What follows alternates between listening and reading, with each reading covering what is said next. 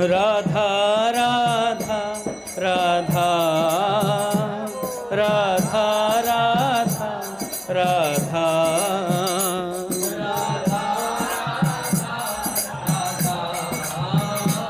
राधा राधा राधा राधा राधा राधा।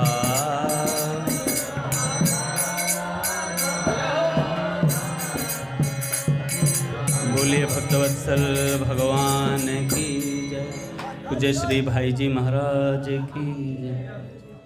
पूज्य श्री राधा बाबा की जय। पूज्य मैया की जय। अपने प्यारे भैया की जय। पूज्य दादा की जय। भक्तवत्सल भगवान की जय। देखो भाई, बड़े सौभाग्य का क्षण है कि आज भी हमें सत्संग और कीर्तन का परम लाभ प्राप्त हो रहा है। अपनी एक पुस्तक चल रही है, प्रेम सत्संग सुधा माला।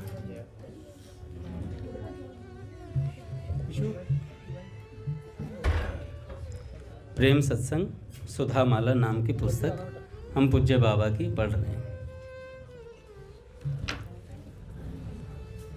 पहले पूज्य बाबा का विचार पढ़ते हैं।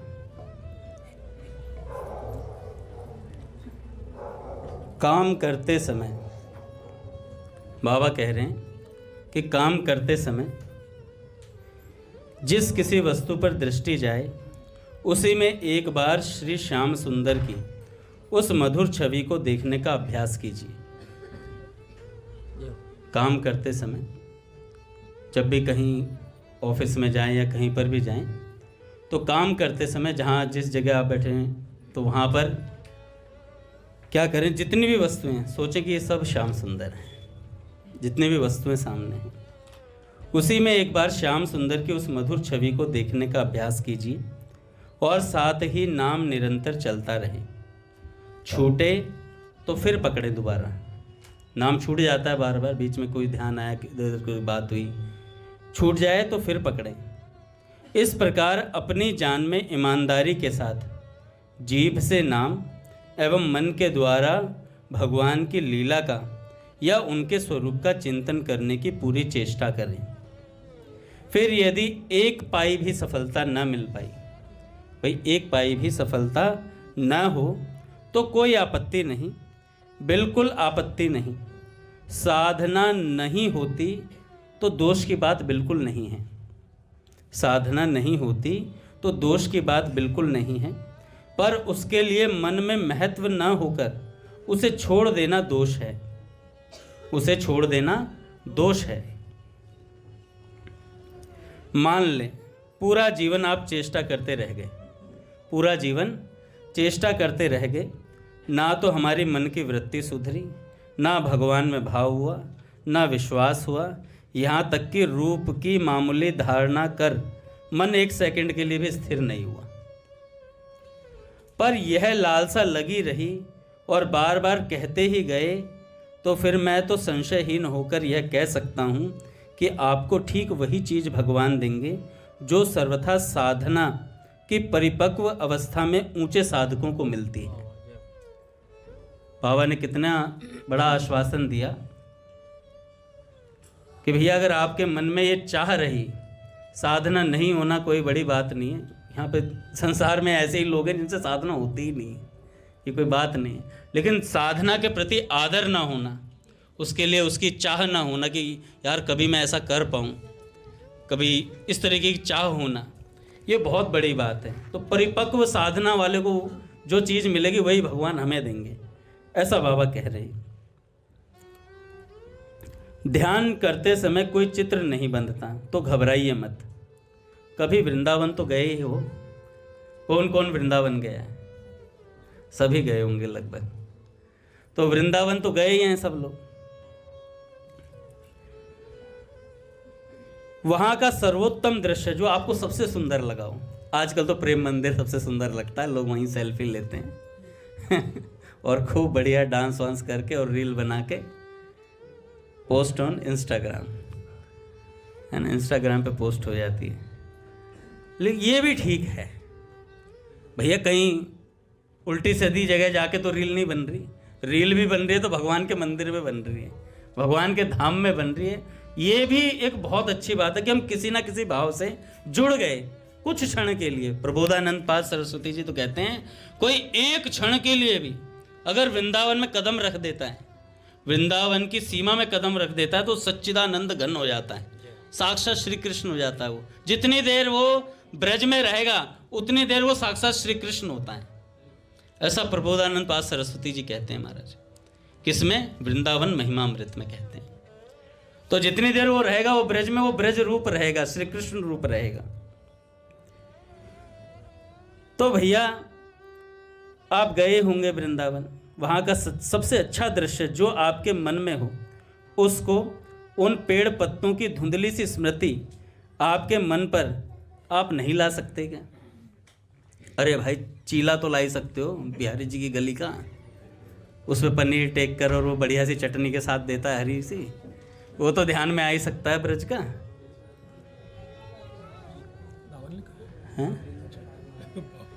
बाबा ने नहीं लिखा है, ये तो मैं बता रहा हूँ।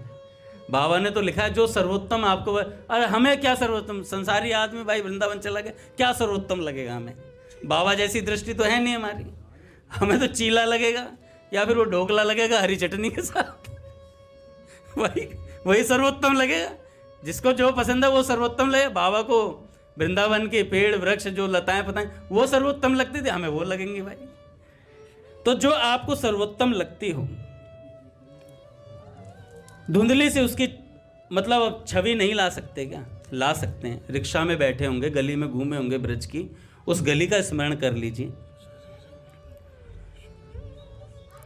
तो भैया मैं सच कहता हूं, मैं ठीक कहता हूं। दिमाग यदि पागल हो जाए तो अलग बात है, वरना ये बातें दिमाग में रह सकती हैं। भैया अगर आप पागल ना हो तो अलग बात है कि भैया कोई चीज़ देखी याद नहीं रही है आपको, लेकिन अगर आप दिमाग वाले हैं, आपका दिमाग ठीक ठाक है, तो आप कभी ब्रज गए होंगे तो आपको वहाँ की चीज़ें याद रहती होंगी, अभी भी याद आ जाती होंगी। प्रतिदिन नियम से एक बार ही स्मरण कर लीजिए। एक बार भी जीवन में वृंदावन गए तो एक बार ही दिन में स्मरण कर लीजिए कि मैं वृंदावन गया था, मैंने बिहारी जी का मंदिर देखा था, बिहारी जी की गली देखी थी, राधा रमण जी गया था, राधा वल्लभ गया था। इस तरीके से नित्य एक बार भी याद कर लीजिए। फिर देखेंगे कि वह एक बार की स्मृति उन वृक्षों की स्मृति ही आगे चलकर अनंत गुनी हो जाएगी, तथा मरते समय यदि उन लता आदि की ही कोई धुंधली सी स्मृति आपके याद रह गई तो आप निहाल हो जाएंगे और ब्रज में लता पता बनेंगे, ब्रज में लता पता बनेंगे। स्वयं राधा रानी एवं श्री कृष्ण, देखो कितने सुंदर बाबा बात कह रहे हैं। अगर मरते हुए आपने नित्य ये कर लिया कि ब्रज कभी जिंदगी में एक बार गए और वहाँ के कोई वृक्ष लता पता किसी का चिंतन आपके दिमाग में रह गया, हर रोज आपने उसको याद करने का प्रयास किया और जीवन भर करते रहे, और मरने के समय आपको यदि ब्रज के उस लता पता का चिंतन रह गया तो आप ब्रज में लता ही बनेंगे। और कैसी लता बनेंगे? साधारण नहीं। बाबा कह रहे हैं स्वयं राधा रानी और श्री कृष्ण उस लता रूप सच्चिदानंद में लता रूप आपके समीप आकर अपने हाथों से आपकी लताओं से फूल उठाएंगे, हाथों से फूल तोड़ेंगे, तथा आप चाहें तो उसी क्षण अपनी इच्छा अनुसार रूप धारण करके उनकी सेवा भी कर सकते हैं। ऐसी लता बनेंगे। ब्रज की लता का ध्यान करके लता बनने वाला ब्रह्म प्राप्त पुरुष से कम नहीं होता। एक भावुकता की बात हो, ऐसी बात नहीं है। बाबा कह रहे हैं ये भावुकता की बात नहीं है कि मैं भावनाओं में बह के कह रहा हूँ, ये सच बात है। अवश्य ही इस सिद्धांत को श्री कृष्ण की अतिशय कृपा से ही आप समझेंगे और विश्वास कर सकेंगे। स्वयं तो पहले तत्वतः श्री कृष्ण बनकर ही तब ब्रज की लता बनेंगे, क्योंकि श्री कृष्ण के ब्रज की लता स्वरूपतः जड़ वस्तु नहीं होती है। भैया ने बताया था ना, वहाँ की भैया जूतियाँ भी जड़ नहीं है, वो भी कोई ना कोई सखा रूप में है, कोई सखी रूप में, कोई अगर मान लो लकुटी भी है वो भी कोई सखा है। भैया ने कितनी लीलाएं सुनाई ब्रजास्य चैतम में, है ना। तो वहाँ पे कोई भी वस्तु जड़ नहीं है, सब चिन्मय है। श्री कृष्ण की हम पर कितनी कृपा है, बिना उस दिव्य लता को देखे ही प्राकृत धारणा में आई हुई लता का आप ध्यान करते हैं, पर वे इसी को अपना ध्यान मान लेते हैं। हम तो ब्रज में जो अभी पेड़ वृक्ष बने हुए हैं वो प्राकृत हैं, वो समझ करके उनका ध्यान करते हैं, पर भगवान उस ध्यान को भी अपना ध्यान मानते हैं। श्री कृष्ण उस ध्यान को भी अपना ध्यान मानते हैं। इसी को निमित्त बनाकर वे आपको सर्वोच्च स्थिति प्रदान कर देते हैं। आपसे क्या लता, पेड़, पत्ते, मिट्टी के घड़े, पीतल के कलश का भी ध्यान नहीं हो सकता? और मजा यह है कि इनमें से किसी का ब्रज भाव से भावित होकर ध्यान करने पर बिल्कुल सच्चिदानंदमय राज्य में प्रवेश का अधिकार मिल सकता है। संध्या समय है, आपने देखा होगा, संध्या समय आपने देखा होगा गायें वन से लौटती हैं। ठीक उसी तरह का एक धुंधला चित्र ब्रज भाव से भावित होकर इस समय अपने मानस पटल पर लाकर देखिए। अरे भैया, सामने गायें आ रही हैं, बस श्री कृष्ण मान लेंगे कि यह मेरा ध्यान कर रहा है। श्री कृष्ण मान लेंगे यह मेरा ध्यान कर रहा है। योगी के लिए मन लगाना कठिन है, मन स्थिर करना कठिन है, क्योंकि उसे तन्मय करना है एक वस्तु में। पर यहाँ तो भैया गाय से मन भर जाए, गाय से मन भर जाए तो पेड़ में लगा दो, पेड़ से मन हट जाए तो यमुना जी के जल में लगा दो, वहाँ से मन हट जाए तो पगडंडियों में लगा दो, वहाँ से मन गया तो गोबर में, धूल में मन लगाकर कहीं कुछ भी ध्यान करके कृतार्थ हो सकते हो। क्या परिश्रम है भैया, केवल चाह की कमी है। भैया को प्रणाम। पूज्य राधा बाबा कहते हैं कोई परिश्रम नहीं है, गधा, घोड़ा, खच्चर, अमरूद, आम, जो भी आपने ब्रज का देखा हो पेड़, उसका चिंतन, गोबर का चिंतन। भाई परिक्रमा लगाते हुए गाय ने गोबर कराओ, गोबर तो याद होगा। उस गोबर का चिंतन करने से भगवान उसे अपना चिंतन मानते हैं। ये ब्रज की महिमा है। बाबा कह रहे हैं योगी के लिए मन लगाना कठिन है। यहां बैठे बैठे इस माइक में देखें, बाबा ने कलम लिया है, मैं कह रहा हूं इस माइक में देखें, भाव करें या दीवार पर देखें, भावना करें। यह पेड़ सा दिखता है, वृंदावन में हरे पेड़ों का रंग इससे कुछ भिन्न है। अब इस प्रकार के चिंतन को ही श्री कृष्ण अपना चिंतन मान लेंगे। ठीक इसे निमित्त बनाकर मरते समय आपको सर्वोच्च स्थिति दान करेंगे। ये बात पूज्य बाबा ने आज कही। तो कितना आसान है, कोई मुश्किल बात है? आप अपने घर पर बैठे हैं, बेड के पास में अगर कोई कप रखा है, उसको कप को वृंदावन का कप मान लीजिए। घर पे कोई कुछ भी चीज़ रखे, मटका रखा तो ये सोच लो ब्रज का मटका है। ये इतना मान लेने से भगवान कहते हैं मैं साक्षात उसे ब्रज का चिंतन मानता हूँ, ऐसा बाबा कह रहे हैं। और कह रहे हैं भावुकता की बात नहीं कि भावुकता में ऐसा कह रहा हूँ, ये सत्य है। और बाबा कह रहे हैं तो ये बात सत्य ही है महाराज। तो इस प्रकार भगवान का चिंतन करने से काम बन जाता है। और बाबा ने कहा निरंतर नाम लेते रहना चाहिए, ऐसा प्रयास करें और नाम जीभ से निरंतर निकलता रहे। हम नित्य कोई ना कोई वार्ता सुनते हैं भक्तमाल से। आज एक चरित्र पढ़ा था मैंने, माधव दास मैदानी, भक्त का नाम है माधव दास मैदानी। देखो बाबा की इस बात पे मेरे को एक बात याद आई। एक पद्म पुराण में कथा आती है, एक राजकुमार था और वो राजकुमार क्या कर रहा था, एक बार ऐसे ही लेटा हुआ था भैया, और लेटे लेटे उसके मन में आया कि भगवान की प्राप्ति हो कैसे, भगवान की प्राप्ति हो कैसे। वो बस ये विचार कर रहा था। तो विचार करने मात्र से उसके मन में एक बात आ गई कि यार भगवान की प्राप्ति हो कैसे। ऐसा करते करते उसके जो कक्ष था उसमें भगवान का एक चित्र था बहुत सुंदर, श्री राधा कृष्ण जी का। और उस चित्र को देखते देखते उसके मन में आया और कि भगवान कैसे मिलेंगे, भगवान का भजन कैसे होता है, भगवान मिलते कैसे हैं। ये चाह होते होते उस दिन नींद आ गई। नींद में क्या हुआ, उसे वो चित्र दिखाई दिया। स्वप्न में वो चित्र दिखाई दिया तो उस चित्र को देखा, तो गौर से देखा तो महाराज वो चित्र, अभी तक तो चित्र था, लेकिन जैसे स्वप्न शुरू हुआ वो असलियत में भगवान प्रकट हो गए उसके सामने। राधा रानी श्याम सुंदर प्रकट हुए। उसके बाद देखा तो 4 सखियां इधर, 4 सखियां इधर, ललिता विशाखा आदि सारी सखियां इधर उधर प्रकट हो गई। 8 सखियों सहित राधा कृष्ण प्रकट हो गए। अब वो स्वयं को देख रहा है, बैठा हो यार सामने भगवान है। तो श्री कृष्ण ने कहा ललिता जी से, नहीं किसी दूसरी सखी से कहा कि इसे अपने जैसा बना लो, इसे अपने जैसा बना लो। तो वो सखी गई चल करके और उस राजकुमार को स्पर्श किया। अच्छा, हम सोचते हैं अपने जैसा बना लो तो अलग से वो पहले गोपी ड्रेस खरीदने गई होगी और फिर उसके बाद उसे गोपी ड्रेस पहनाई होगी। भैया वहाँ सब चिन्ह में है, वहाँ स्पर्श मात्र से काम हुआ था। स्पर्श किया और वो राजकुमार वहीं गोपी बन गया। पट खुलेंगे महाराज। श्री राम जय राम जय जय राम, श्री राम जय राम जय जय राम, श्री राम जय राम जय जय राम, श्री राम जय राम जय जय राम, श्री राम जय राम जय जय राम,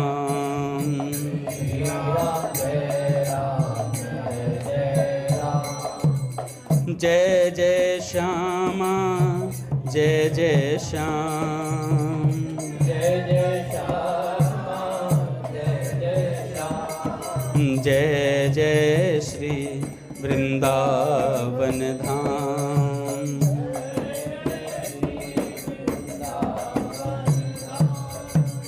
जय बरसाना जय नंदगांव,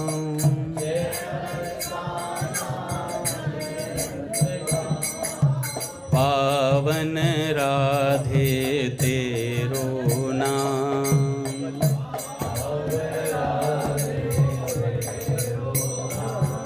बोले राधा माधव सरकार की जय, पूज्य श्री भाई जी महाराज की जय।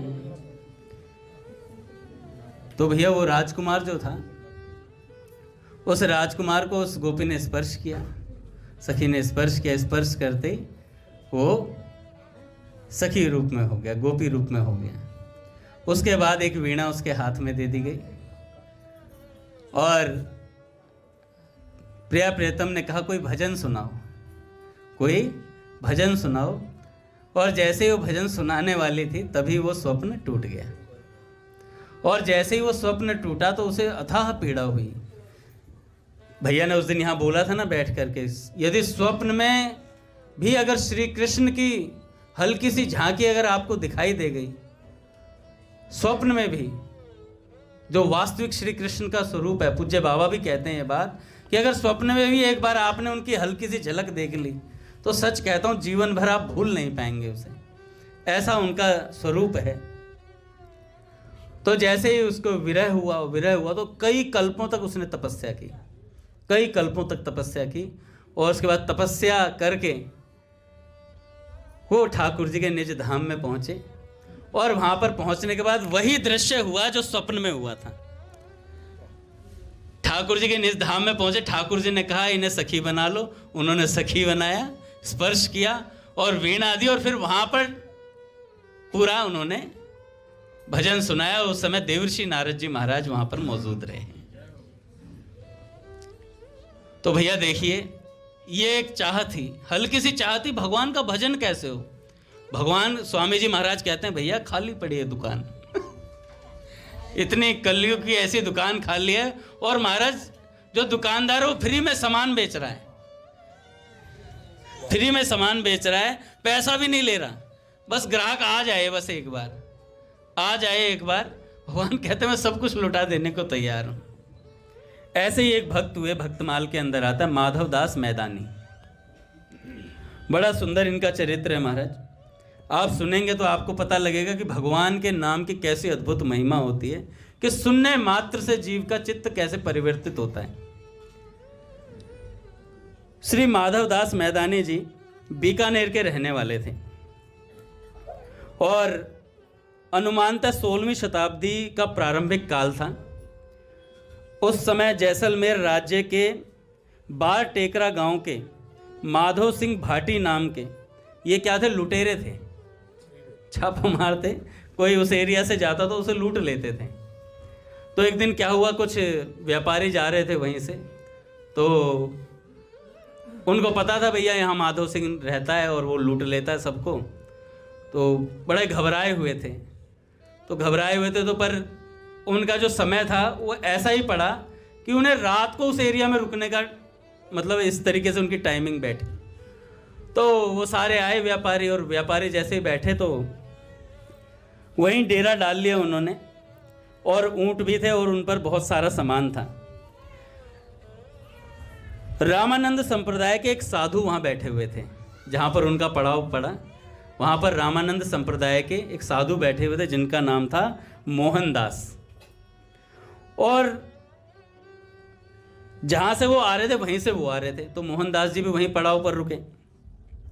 सर्दी के दिन थे, साधु जी ने धुनी चेताई हुई थी, उसके सामने बैठ गए।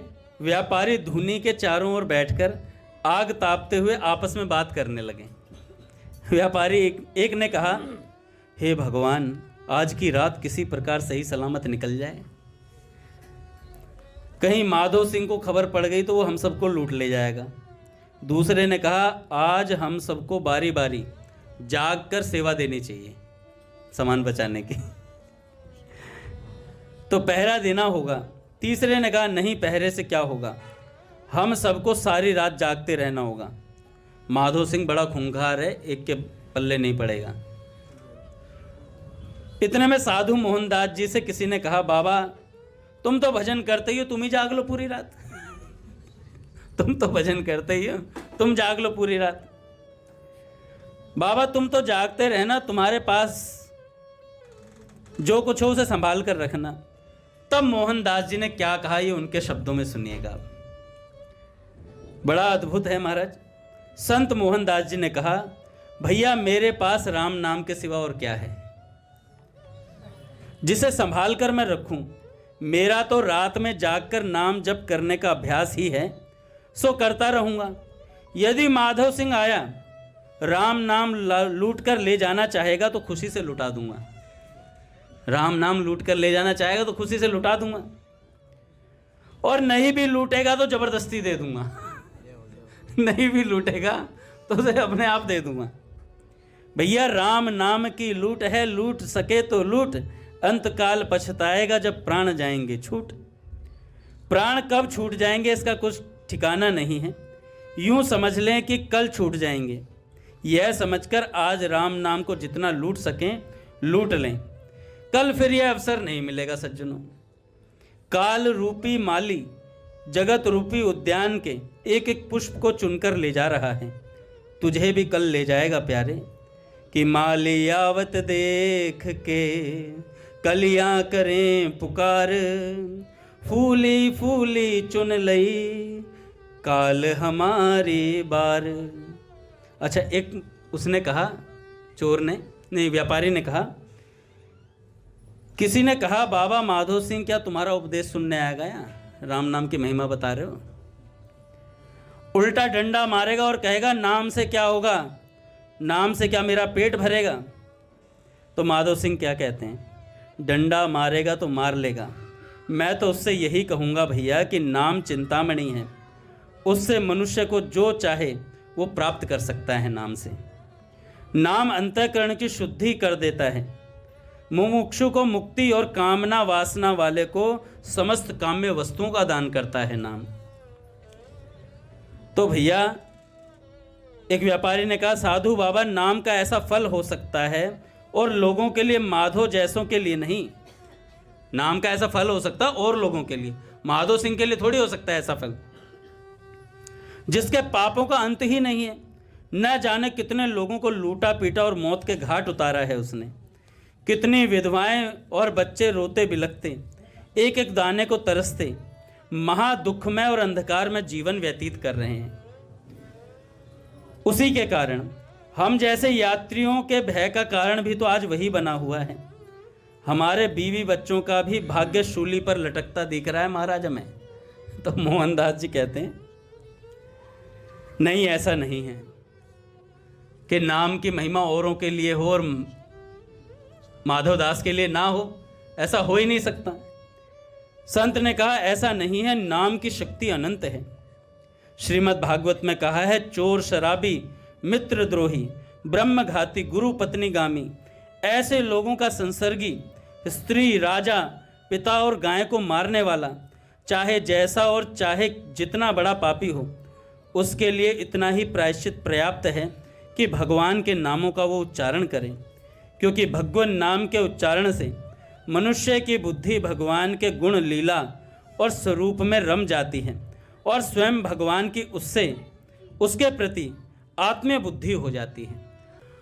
तो भैया भगवान नाम की इतनी महिमा है कि इतने बड़े बड़े दोषों को भी भगवान माफ करने के लिए तैयार बैठे हैं।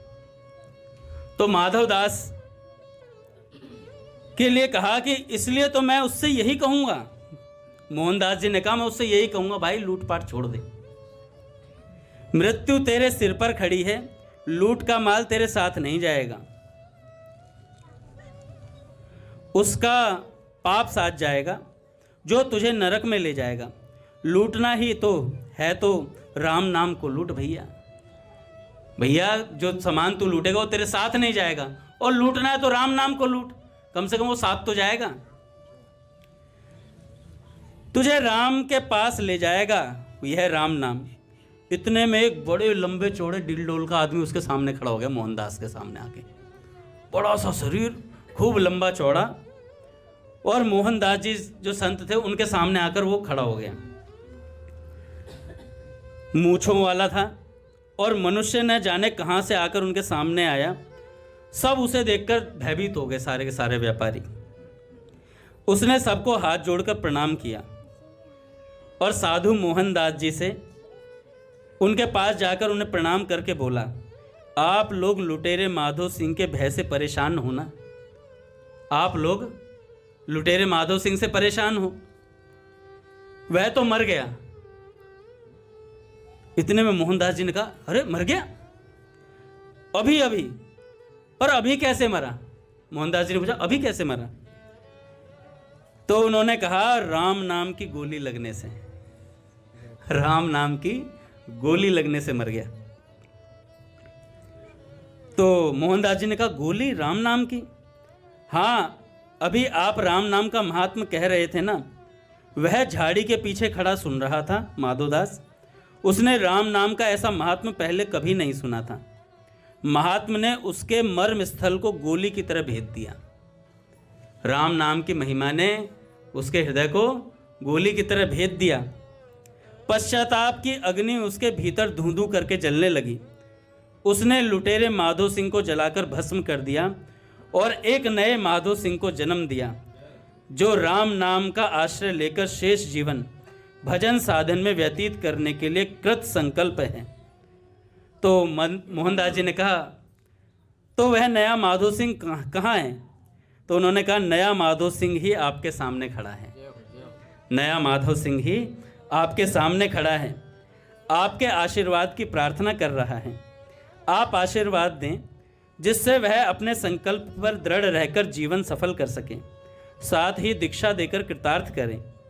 कहते कहते माधो सिंह अपने कपड़े उतार उतार कर, अस्त्रों शस्त्रों को उतार उतार कर, वो जो धूनी जलाई थी ना, धूना चेताया हुआ था, उसमें डालने लगा सारे। माधो सिंह ने कहा, यह लुटेरे माधो सिंह की अंत्येष्टि क्रिया हो रही है। अच्छा, इन सब से व्यापारियों का भय जाता रहा। व्यापारी थे ना, वो भयभीत थे बेचारे, वो थोड़े प्रसन्न से हो गए कि यार सुधर गया ये। रात्रि भर माधो सिंह के संरक्षण में उन्होंने विश्राम किया। सब व्यापारियों ने प्रातः होते ही वहां से प्रस्थान कर गए।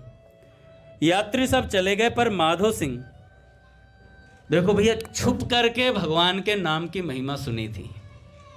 छुप करके भगवान के नाम की महिमा सुनी थी। पूरा चित्त परिवर्तित हो गया एक बार में सुनने में, पूरा चित्त परिवर्तित हो गया। सारे अपने वो अस्त्र शस्त्र सब डाल दिए और आज माधो सिंह क्या करने बैठा है देखो। माधो सिंह राम नाम का जप करते हुए धूनी के सामने बैठ गया। जो धूनी चल रही थी ना, उसी के सामने बैठ गया। और कितने साल जप किया राम नाम का? उसी धूनी के सामने 12 साल जप किया। 12 साल राम नाम जप किया महाराज। तो उससे पहले जो उसके चेले थे ना, भाई सरदार था वो तो सबका, माधो सिंह, जो उसके चेले थे, जो उसके ग्रुप में काम करते हुए वो आए। तो माधो सिंह ने कहा कि भाई तुम क्या करने आए हो? कह रहे सरदार दूसरा ग्रुप मतलब चोरी के लिए व्यवस्था करनी है। तो माधो सिंह ने कहा देख भाई, मैं तो लग गया हूँ राम नाम जप में, अगर मेरा साथ देना तो धूनी के सामने बैठ जाओ, नहीं तो अपना चलते बनो यहाँ से, नहीं तो अपना चलते बनो। जाके प्रिय न राम बैदेही तजिए ताही कोटि बैरीसम यद्यपि परम स्नेही। और तत्काल माधो सिंह ने उनका त्याग कर दिया और राम नाम जप किया 12 साल। 12 साल नाम जप करके सिद्ध हो गए महाराज। अद्भुत सिद्धियां हो गई, चमत्कारी सिद्धियां उनके पास आ गई। ये तो आनुषांगिक फल मात्र हैं ये नाम जप के। असली फल तो पूज्य बाबा कहते हैं पंचम पुरुषार्थ भगवत प्रेम की प्राप्ति नाम करवा देता है। ये तो छोटी मोटी चीजें तो स्वतः हो जाती हैं। तो भैया साथी वहां से चले गए। माधवदास खुले मैदान में उसी धूनी के सामने बैठे रह गए। 12 वर्ष तक तपस्या करी, इसी से उनका नाम पड़ा माधवदास मैदानी। उस मैदान में धूनी लगा के तपस्या करते रहे। माधवदास सिद्ध हो गए। तब प्रभु की प्रेरणा से वहाँ उसे उस जगह को छोड़कर 7 कोस दूर कौड़ोमदार कोड़ मदेसर चले गए। और कोड़ मदेसर में जोधासर नाम का एक विशाल तालाब है, जिसे जोधपुर राज्य की स्थापना करने वाले राव जोधा जी ने अपनी माँ कोडम दे के सती हो जाने पर बनवाया था। अब भाई वहाँ गए, तालाब के किनारे बैठे, तो वहाँ का जो रक्षक था ना, एक भैरव था। और उस भैरव रक्षक के पास भैया उन्होंने धूनी लगा ली, अपना वहाँ पे भजन करने लगे। वो जो भैरव था ना, उसने आकर के बोला भाई यहाँ भजन मत करो, अपना कहीं और देखो, ये इलाका हमारा है। और जो भैरव था तो भैया कोई और होता तो डरता भी, ये तो राम नाम जप करने वाले, इन्हें डर किस बात का। तो माधवदास जी ने बोला कि अच्छा चलो मैं जाता हूँ यहाँ से, आप ऐसा करो मेरा जो सामान, मेरे जो खड़ाऊ है ना, ये उठा कर लाओ एक बार। महाराज वो खड़ाऊ नहीं उठा पाया। माधवदास मैदानी जी की खड़ाऊ उठा नहीं पाया, उसके नीचे दब गया हाथ उसका। बहुत प्रयास करने पर भी उस नहीं उठा पाया। और जब इतना चमत्कार देखा तो भैरव ने कहा महाराज क्षमा कर दो, गलती होगी, मैं चला जाता हूँ यहाँ से, मैं चला जाता हूँ यहाँ से। तो माधवदास जी ने कहा नहीं नहीं, तुम्हें जाना नहीं है, तुम आज से हमारे शिष्य हो, आज से तुम हमारे शिष्य हो। और नाम रखा खेमदास। खेमदास माधवदास जी की सेवा में तत्पर रहने लगा। एक बार तालाब पर साधुओं की बहुत बड़ी जमात आकर बैठी। माधवदास की इच्छा हुई कि उनकी सेवा करें, उन संतों को जिमाएं। तो उन्होंने खेमदास से कहा, भाई भैरव तो भैरव है, खेमदास से कहा कि भाई संतों की सेवा करनी है। तो खेमदास गए और इन साधुओं के लिए प्रसाद की व्यवस्था करो, ऐसा बोला उन्होंने। खेमदास उसी समय मुल्तान गया और मुल्तान में एक सेठ था, उसके घर पे विवाह उत्सव था। तो 2 बड़े कढ़ाइयों में बारातियों के लिए हलवा बन रहा था। 2 बड़े कढ़ाइयों में बारातियों के लिए हलवा बन रहा था। एक कढ़ाया उठा लाया हलवे का, बोले हलवे प्रसाद की। तो भाई हलवा आ गया, उसमें बादाम वगैरह सब किस्मिस सब डली हुई थी। आया और संतों को पवाया महाराज। संतों ने भी रज के पाया अच्छे से।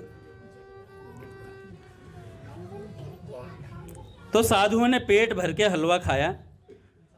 उसी समय उन्होंने अपनी धूनी की थोड़ी सी भभूत खेमदास को कही दी। माधवदास जी ने धूनी में से थोड़ी सी भभूत दी और कहा उस सेठ की जहाँ से तुम ये कढ़ाई लाए हो, वहाँ पर कोई और कढ़ाई हो, उसमें हल्की सी डाल देना बस। उसी से पूरा महाराज पूरी बारात को हलवा खिला दिया। एक कढ़ाई में सारी बारात छिक गई, इतना हलवा, खत्म ही नहीं हो रहा हलवा। तो क्या हुआ, खेमदास जी ने, वो जो भैरव थे, खेमदास जी वहां गए तो उन्होंने देखा जो सेठ का जो लड़का है ना, वो थोड़ा बीमार रहता था। तो खेमदास जी ने, भैरव जो थे, उन्होंने कहा सेठ से कि भाई तुम ऐसा करो, जहाँ मेरे गुरुदेव माधवदास जी रहते हैं वहाँ पर अपने लड़के को लेकर के आओ, वहाँ वो ठीक हो जाएगा। तो वो सेठ कहने लगा मैं विश्वास कैसे कर लूँ भाई इस बात पे। तो मुल्तान के सेठ का एक लड़का गूंगा था और वह बहुत बीमार रहता था। खेमदास ने उससे कहा कि भाई माधवदास जी मैदानी के पास आओ तो तुम्हारा लड़का ठीक हो जाएगा। सेठ लड़के को लेकर वहाँ गया तो वहाँ पर उसने क्या देखा कि उसकी बारात में जो कढ़ाई यूज करी थी ना, तो उसमें से एक कढ़ाई वहाँ रखी थी। तो उसे यकीन नहीं हो रहा था कि भाई ये चमत्कारी है। तो उसने देखा कढ़ाई तो मेरी है यार, और नाम भी छपा हुआ था सेठ का। कह रहा है यहाँ कैसे आ गई, मुल्तान से यहाँ आ गई, इसका मतलब कोई चमत्कारी वस्तु है इनके पास। तब उनको थोड़ा यकीन हुआ और माधवदास जी उसने उनसे अपने लड़के को अच्छा कर देने की प्रार्थना की और कहा यदि लड़का आपके आशीर्वाद से ठीक हो गया तो इसे आपकी ही सेवा में छोड़ दूंगा। सेठ ने कहा कि अगर मेरा लड़का ठीक हो गया, बोलने लगा, तो इसे आपकी सेवा में छोड़ दूंगा। भैया माधवदास जी की कृपा से लड़का ठीक हो गया, उसका गूंगापन भी जाता रहा। सेठ ने उसे सदा के लिए माधवदास जी को समर्पित कर दिया। अगर आजकल का होता तो क्या, ठीक है हो गया, काम हो गया मेरा, वचन टूट जाएगा। माधवदास जी ने उस लड़के को दीक्षा दी और उसका नाम रखा सुंदरदास। उसका नाम रखा सुंदरदास। और अगली जो उनकी पीढ़ी है उसमें माधवदास जी के बाद सुंदरदास ही उस पीठ के आचार्य बने, मुख्य आचार्य वहाँ पर बने। और मुल्तान के जो सेठ का कढ़ाव और माधवदास की धुनी आज भी वहाँ पर सुरक्षित मौजूद है। जहाँ की ये बात है आज भी वहाँ रखी हुई है वो कढ़ाव। और श्रद्धालु लोग उसी धुनी की भभूत का अपनी मनोकामनाओं की पूर्ति के लिए प्रयोग करते हैं।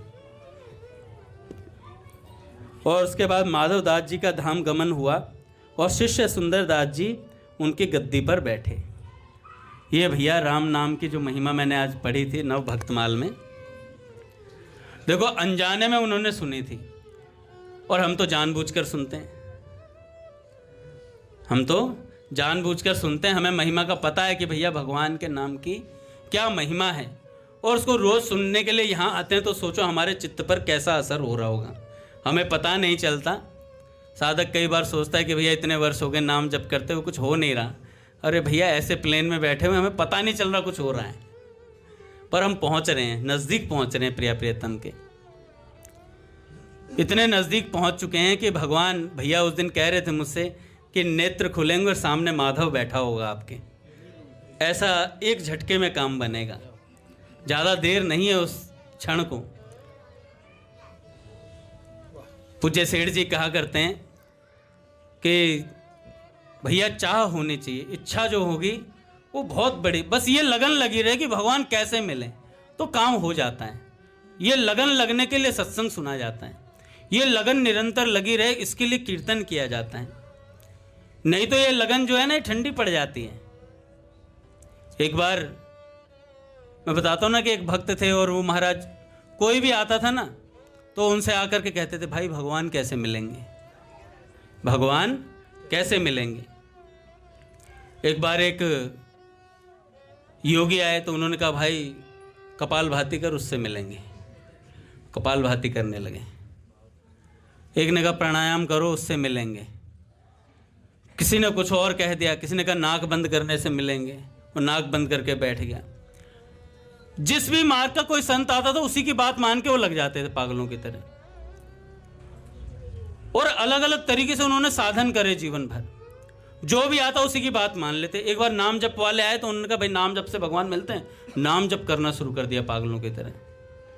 एक ने कहा धुनी रमा लो, पंचाग्नि जला लो चारों तरफ और उसके मध्य में बैठ जाओ और उस समय भगवान का चिंतन करो, धुनी रमा कर पंचाग्नि जला करके। वो वैसे ही बैठ गए। एक बार एक साधु आए तो साधु ने कहा कि भाई क्या करते हो तुम, मैं तुम्हें कितने दिनों से देख रहा हूँ, कोई भी संत आता है और उसके सामने तुम कह देते हो भगवान कैसे मिले, भगवान कैसे मिले, भगवान कैसे, ये कब तक करते रहोगे? तो साधक ने क्या कहा, जब तक भगवान मिल नहीं जाएंगे तब तक करता रहूंगा। कब तक करते रहेंगे भजन? जब तक भगवान मिल नहीं जाएंगे तब तक भजन करता रहूंगा। और तत्काल शंख चक्र गदा पद्म लिए वो साधु वेश में भगवान नारायण उनके सामने प्रकट हो गए। वही प्रकट हो गए। सेठ जी कहते हैं वही वो भगवान नारायण प्रकट हो गए वहां पर। और उन्होंने कहा कि भाई तेरे जैसे जिज्ञासुओं की प्यास बुझाने के लिए तो मैं इस धरा पर आता हूं। बार बार भगवान महाराज अभी पढ़ रहे थे ना हम कि भगवान हमारा इंतजार कर रहे हैं, भगवान हमारी बाट देख रहे हैं। भैया किसी का कोई बालक खो जाता तो कैसे राह देखता है, कब मिलेगा कब मिलेगा कब मिलेगा। ऐसे ही भगवान के हम खोए हुए हैं, हम खो गए हैं, भगवान हमें ढूंढ रहे हैं। हम जिस दिन मिलेंगे भगवान से उस दिन पता चलेगा महाराज। काकभूसुंडी जी तो भगवान ने कहा भाई तू गाड़ी ले ले, बंगला ले ले, 36 चीजें भगवान ने लिस्ट में बताई रामचरितमानस में। ये भी ले ले, मुक्ति ले ले, ये ले ले, ये ले ले, ये ले ले। और काकभूसुंडी जी कहते हैं प्रभु क्या लॉलीपॉप पकड़ा रहे हो, प्रभु ये सब नहीं चाहिए मुझे, अपने तो गले राम जी के लगना है। मोहन भैया कहते हैं कई बार अपने तो गले राम जी के लगना है। अंगद अपने तो गले राम जी के लगना है। तो हमें भगवान के गले लगना है, भगवान के आलिंगन तक पहुंचना है। और उसके लिए पहुंचने के लिए सबसे सरलतम उपाय कोई है तो भगवान के नाम का कीर्तन और भगवान के नाम का जप और भगवान नाम का स्मरण ही है। बोलिए भक्तवत्सल भगवान की जय। आरती करते हैं। आज पूज्य भैया नहीं आएंगे।